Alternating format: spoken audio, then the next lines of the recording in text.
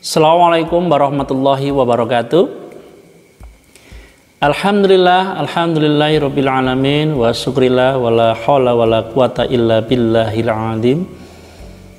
Segala puji syukur kehadirat Allah Subhanahu wa taala yang telah memberikan karunia pada kita semuanya, sehingga pada kesempatan di pagi hari ini kita diberikan kenikmatan yang luar biasa pada pagi hari ini, dan Allah masih memberikan kesempatan kita untuk meningkatkan kualitas kita dalam belajar. Dan mudah-mudahan kita dan anak semuanya yang ada di rumah selalu diberikan satu hidayah dan ridhonya. Sholawat serta salam tetap tercurahkan kepada junjungan kita Nabi Allah Muhammad SAW serta keluarga dan para sahabatnya yang senantiasa istiqomah di jalannya. Baik anak-anak sekalian, bagaimana kabarnya hari ini? Sehat ya? Dan alhamdulillah Pak Soleh doakan semoga Anda yang ada di rumah tetap selalu dijaga kesehatannya dan tetap di rumah ya. Artinya lakukan aktivitas di rumah sebaik-baiknya ya. Jangan lupa tetap selalu membantu orang tua yang ada di rumah, mulai dari bersih-bersih, cuci baju, cuci piring, apapun itu yang ada aktivitas di rumah itu silahkan dibantu sebaik-baiknya. Dan mudah-mudahan pada kesempatan hari ini semakin hari semakin membaik ya, apapun itu ya, mulai dari kondisi corona ya, kondisi tubuh kita ya, imun kita dan lain sebagainya. Baik, pada hari ini Pak Soleh akan memberikan satu penguatan dan penjelasan ulang bahwa kemarin kita sudah ketemu lewat Zoom ya, yaitu mengenal pengolah kata. Bahwa dalam pengolah kata ini memang bagi anak-anak sih sebenarnya sesuatu hal pelajaran yang bisa jadi menjemukan.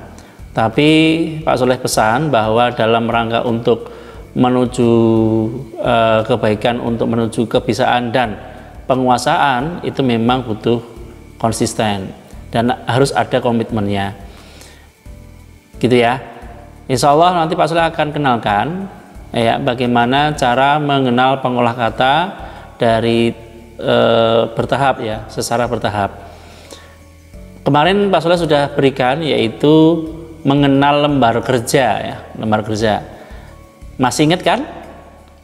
Kira-kira apa? Yang pertama, tombol Office atau tombol Microsoft Office ya. Kalau ini Microsoft Word versi 2007 ya. Kalau di 2010, 2016, 2013 ya, itu tombolnya diganti dengan menu file ya, isinya sama. Nah, sebelah kanannya itu disebut tombol Quick Access Toolbar ya. Itu adalah salah satu fungsinya adalah untuk memudahkan kita dalam menyelesaikan pekerjaan. Dan biasanya di dalam tombol Quick Access Toolbar ini ada 3 tombol perintah yang sering digunakan dalam proses pengetikan, yaitu save, undo, dan redo ya, betul. Nah, yang ketiga adalah title bar ya. Title bar ini adalah judul baris ya, judul baris atau judul program yang menunjukkan bahwa program yang kita buka itu menunjukkan di title bar. Kemudian ada tombol close ya, keluar dari aplikasi ataupun menutup aplikasi. Kemudian di bawahnya ada yang namanya ribbon ya. Nah, ribbon ini bisa diberikan nama lain yang namanya icon ya. Kemudian ada yang namanya margin. Nah, di sini margin ada 4. Margin atas, margin bawah, margin kiri, dan margin kanan ya. Kemarin sudah Pak Soleh jelaskan bahwa nama lain margin atas ada yang namanya top margin, kalau margin kiri ada left margin, margin kanan itu ada right margin, kalau margin bawah itu ada bottom margin. Nah, selanjutnya ada yang namanya ruler ya. Ruler ini sudah pasti sudah banyak yang tahu ya, bahwa ruler itu adalah penggaris, ya kan? Kan sudah tahu ya penggaris itu apakah fungsinya ya, selain menentukan ukuran teks, tapi memang memberikan satu kerapian dalam mengetik. Kemudian ada yang namanya status bar, ya, letaknya di pojok kiri bawah. Status bar itu adalah salah satu fungsi untuk mengetahui di manakah posisi kursor berada, ya. Kemudian sebelah kanannya ada namanya tombol view, setelah itu ada yang namanya zoom. Baik, ini review kemarin yang sudah kami sampaikan lewat Zoom, dan insya Allah mudah-mudahan anak sekalian sudah mencatatnya. Dan selanjutnya hari ini Pak Soleh nanti akan menjelaskan mulai dari nama-nama tab atau bisa disebut nama-nama menu. Ya, di sini diantaranya ada menu home, menu insert, menu page layout, ya, dan seterusnya. Dan di dalam menu ada yang namanya grup, ya, ada grup grup font, grup paragraf, grup alignment, dan seterusnya. Dan di dalam grup ada yang namanya ribbon, ya, atau nama lainnya icon. Oke, baik, akan saya tunjukkan penjelasan daripada beberapa menu-menu. Silahkan diikuti dengan baik. Oke. Selanjutnya adalah saya akan memberikan satu pengenalan, yaitu antara tab, ribbon, dan grup. Tadi apa yang saya sampaikan di awal, bahwa dalam hal ini saya akan memberikan satu penjelasan apakah yang dimaksud dengan tab, dan apakah yang dimaksud dengan ribbon, dan apakah yang dimaksud dengan grup. Nah, tab ini adalah sederetan menu, ya, yang ditandai dengan tag. Nah, ini terdiri dari home, ya, file, home, insert, design, page layout, ya, reference, my link, review, dan view. Ini adalah sederetan tab atau bisa disebut yang namanya menu. Oke. Nah, sedangkan grup, nah, bisa kita lihat grup itu adalah kelompok menu, ya, kelompok menu dalam tiap ribbon yang memiliki kesamaan fungsi, ya. Nah, di dalam grup ini tergantung daripada tab, ya. Misalnya di dalam tab ini mempunyai grup, ya, masing-masing. Ada grup clipboard, ada grup font, ada grup paragraf, ada grup styles, ada grup editing. Ini yang terdapat pada tab home. Kalau tab insert ini terdiri dari grup page, tabel, illustration, ya, apps, media, dan seterusnya, ya, sampai dengan simbol. Itu adalah grup. Nah, sedangkan ribbon ini adalah area yang digunakan untuk menampilkan tab dan menu dari tab yang aktif, ya. Jadi kemarin pas ketika saya menyampaikan bahwa ribbon itu bisa dinamakan icon atau gambar yang menunjukkan untuk memudahkan dalam sebuah perintah, ya. Nah, di manakah yang disebut ribbon? Nah, ini adalah ribbon di sini, ya, di dalam grup masing-masing. Setiap grup mempunyai ribbon masing-masing. Contohnya grup clipboard itu mempunyai ribbon. Di antaranya paste, cut, copy, format painter. Grup font mempunyai ribbon sendiri yang terdiri dari, ini namanya adalah font, font size, group font, ada sync font, ada bold, ada italic, ada underline, ya, sampai dengan font color. Ya, kalau grup paragraf, nah ini ada berbagai macam ribbon, ya, ada legend tag left, ada center, ya, ada legend tag right, ada just v, dan numbering, ya, maksud saya bullets dan numbering, dan seterusnya. Itu adalah ribbon. Dan perlu ketahui bahwa setiap ribbon itu mempunyai grupnya masing-masing, dan setiap grup itu juga mempunyai nama tabnya masing-masing. Itulah yang disebut perbedaan daripada tab, grup, dan ribbon. Ya, supaya untuk memudahkan dan mengingat bahwa tab itu adalah deretan menu, gitu saja. Grup, ya, itu adalah deretan yang masuk di dalam tab.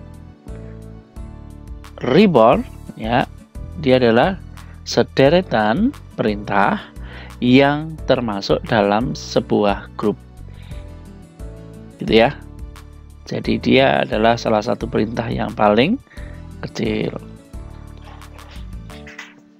Nah, kemudian dari standar, ya, standar tab pada ribbon yang ada di 2007 itu mungkin berbeda dengan di 2010, ya, seperti punyanya Pak Soleh sekarang ini adalah Office 2010, sedikit berbeda, ya.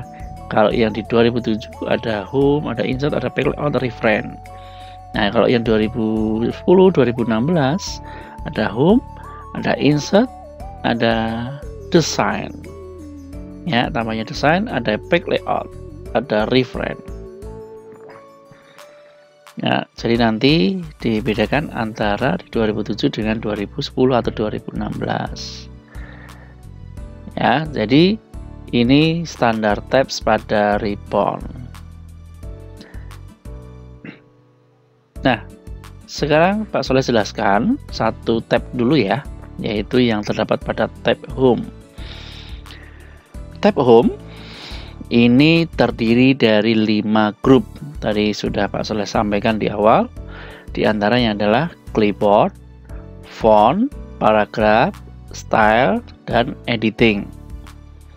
Di dalam grup clipboard ini mempunyai 4 ribbon, ya, yang terdiri dari paste, cut, copy, format painter. Ya, silahkan dibaca sendiri, ya, dan bentuknya seperti ini. Oke. Kemudian grup font ini mempunyai beberapa ribbon, ya, mungkin relatif banyak, ya, dibanding dengan grup yang clipboard. Nah, terdiri dari apa? Font itu sendiri, ya. Kemudian font size, ada groove font, ada sync font, ada change case, ada clear formatting, ada bold, italic, underline, strike through, subscript, superscript, text effect, text high color, dan font color. Oke, silakan dibaca, ya. Insya Allah Pak Soleh nanti akan menjelaskan bagaimana cara kerjanya. Nah, hari ini Pak Soleh akan menyampaikan terlebih dahulu, ya, atau mengidentifikasi pilihan-pilihan daripada grup dan ribbon. Ya, selanjutnya adalah di grup paragraf, ya. Jadi ini tidak Pak Soleh sampaikan semuanya, nanti silakan bisa dilengkapi bahwa di dalam grup pada tab home itu tidak hanya clipboard font saja, tapi ada juga yang paragraf editing, ya, tadi sudah saya sampaikan. Oke, sekarang adalah grup paragraf. Ya, ini grup paragraf. Nah, grup paragraf ini terdiri dari kumpulan menu yang memiliki kesamaan fungsi.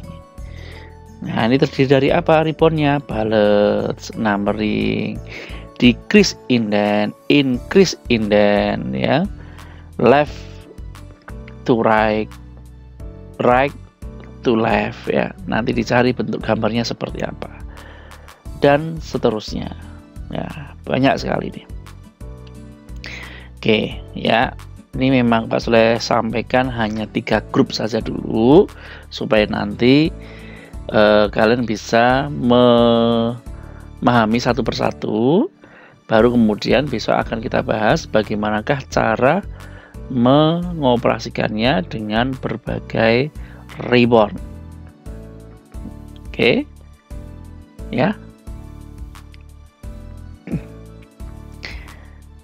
Saya tambahkan dulu ya yang terdapat pada Microsoft Word di 2016 ya. Mungkin sudah bisa kita lihat di layar monitor kalian masing-masing.